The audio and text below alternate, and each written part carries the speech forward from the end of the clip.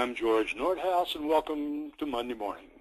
Today I'm going to be talking with Jack Burke all about embracing the dynamics of change, and you'll hear a lot about that.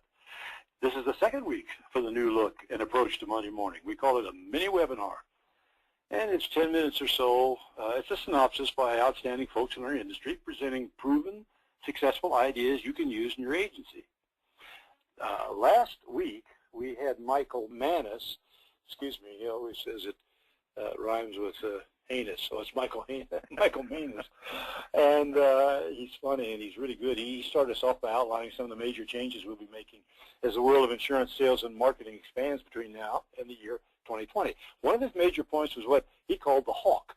And the hawk was the cell phone and all other devices that eliminate the need for agents or anyone selling and servicing insurance to know a lot about the product. You won't even have to know about it. Everything will be available on those devices, but you'll be doing other things, of course. He presented his slides, a worksheet with his slides, and the worksheet was really something. It was beautiful.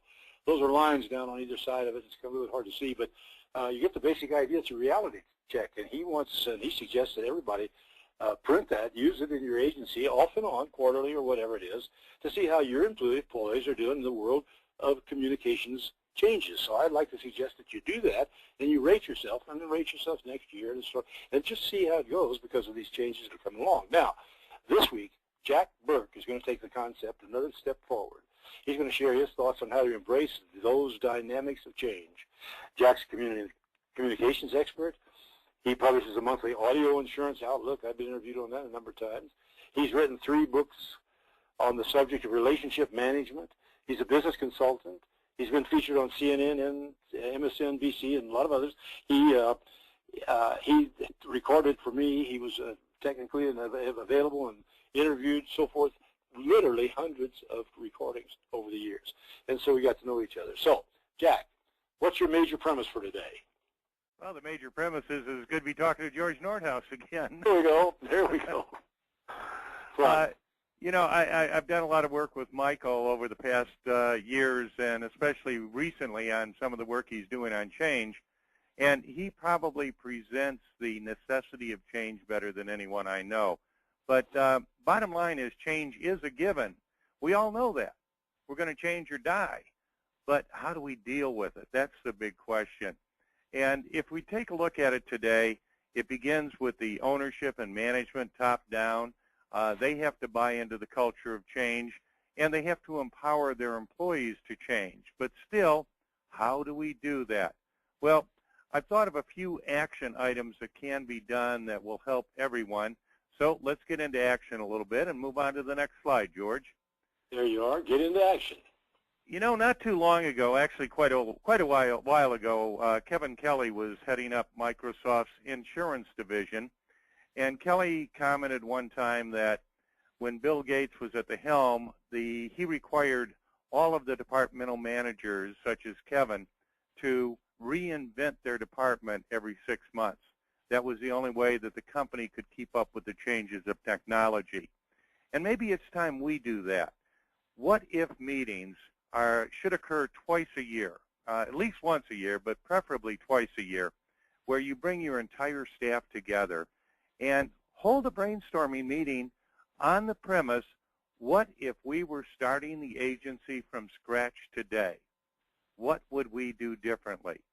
And you'd be surprised. It could even be the layout of your building, the type of the building, where your building's located, the brick and mortar type stuff. But you might get a whole lot of input from your employees about customer segmentation, prospect segmentation, new changes in data capture and analysis, the contact databases, whether they're doing the job in today's world of communication that you need. Are they being segmented appropriately between prospects and clients and things of that nature? And begin listening to your employees tell you, with all of the tools and technology today, what they would do differently. And even more Jack, importantly, have you ever seen that in an agency? Yes, I have seen it in agencies, and I've seen it in other businesses, and the results are astounding. If you come out of those meetings and just implement the top 3 suggestions, you're on your way to a new highway, a super highway for change into the future. Wow. The other thing is, today we hire people, we pay them a lot of money, We hire them because they're professional, and we tell them to push paper for us. So at least once a quarter, ask every one of your staff members, if you could change something about your job, what would it be? Find out what they hate to do. Generally, you're going to find out it's a low-level, mundane, task-oriented duties. It's a CSR that says they hired me to serve the customers, but they judge my performance by how I push the paper. And there's a dichotomy there that has to be addressed. And maybe you look eventually at outsourcing.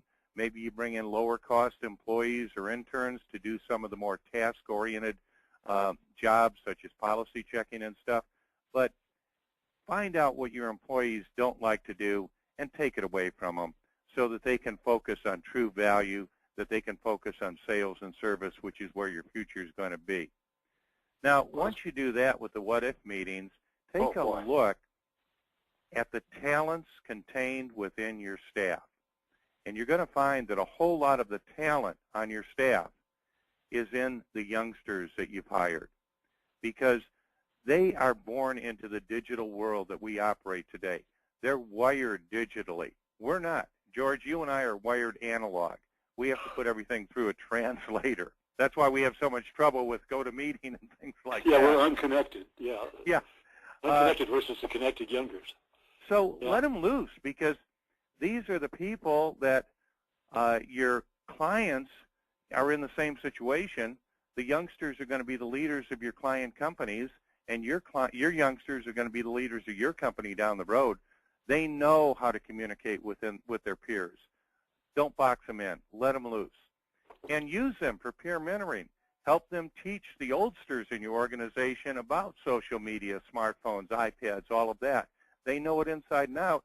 So while the older people are teaching them about insurance, let them teach the older people about the tools that we have to use. And here's one that I have not seen this in an agency. I've seen it in other businesses. It's sort of like bring your child to work day. I call it role reversal day. Have a day, and all the managers become staff, and the staff becomes the managers. Let them wear each other's shoes for one day. Let the staff find out the decisions that management has to deal with. Let management find out that the decisions about the tasks that the staff has to deal with. I think you'll have a total new understanding. You'll have a more motivated and empowered, cohesive unit within your agency, as opposed to an us and them situation, which most of us have now, the managers versus the staff. You may have somebody killed in the process here. I don't know. There you go. Boy, I love that idea. I never tried that one either, Jack. You're full of good ideas today. Well, there's a couple more, and when we get into this last slide, you have some really good clients in your portfolio, in your book of business. These are people that have built successful businesses, and you just happen to insure them. Why not harness the brain power of your clients and make it work for you? Invite your clients to join you in a strategy meeting. Help them tell you what their risk management needs of the future might be. And invite them to share their visions for how they're going to communicate within their corporations and amongst their clients and amongst their vendors, so that you're ready to join in that communication with them. Don't underestimate the power that you have at your fingertips with the brain power of your clients. And all too often we sit in an empty room and we determine what our clients need, and we never even ask them. So bring them into the party and let them join in. And if you start doing these few simple things, well, not really that simple, but they can be done. They don't require a whole lot of brain power, but get into action, start doing a few things like this, and you'll be on the road to building a culture of change within your agency. And if you do it, you'll be one of the small group of winners who are going to successfully look at the future, as opposed to the whiners who are wondering why they're going out of business. So I hope that today is the first day of you becoming a winner and looking forward to the future. And a quick way to keep that in mind, an old Sanskrit proverb, look to this day, for it is life, the very life of life. In its brief course lies all the realities and verities of existence, the bliss of growth, the splendor of action, the glory of power. For yesterday, but a dream, and tomorrow only a vision. But today, well lived, makes every yesterday a dream of happiness and every tomorrow a vision of hope. Look well, therefore, to this day, and to all the people listening, I hope that your future tomorrow is a vision of hope for you. And that's it, George. Beautiful, Jack. Well, that was quick and short, and that's what we'd like to do, and you were amazing. You know, let me, here's the information, your contact information. Tell us just one bit. We've got a minute here, so tell me about your the major production that you have, the audio. Audio Insurance Outlook. It's actually when your old company, Insurance Marketing and Management Services, IMMS, got out of the tape business. You know, a lot of people knew me because of the production and the interviews I did for you, and years later they were saying, why don't you do something like that? So basically we recreated your old wheel, and each month there's a CD that goes out that's an audio CD that's interview with experts and agency owners and company people, peer-to-peer, so that we all can keep up with what's going on and listen to it at leisure in our cars and vehicles as we're going back and forth about our day. And it's called Audio Insurance Outlook, and we've been doing that for, are you ready, George? I'm ready. 12 years. Oh my gosh, it was just yesterday that you moved. Oh my. Jack moved over to Missouri from Los Angeles, where we were working together before, and I moved to Santa Fe, so that's a real difference. Well, we're both in tourist towns. You're in Santa Fe, I'm in Branson. I know it. Both got music, haven't we? Well, listen, it's great. So Jack loves to be contacted. Please feel free to contact him. Ask him about that sound, the audio program. It's really good. I've been on it a few times. He's got really, despite me, he's got other really good people on it every month, and I always get something out of it. I think, Jack, I have to tell you that I think I learned that it was time we changed Monday morning into something like we're doing here, shorter but in more depth. Visuals and sound and everything. I think I kind of got that from you. So between the two of us, I hope we got it covered, huh? There you go. Okay, listen, one other thing now. Don't forget, for you listeners, to go back to today's email and see the links for today's quiz flash from the Insurance Community Center. It's always good. It's short, it's sweet, it's quick, and you learn something. And now we got a brand new feature this week. It's called the E&O Tip of the Week.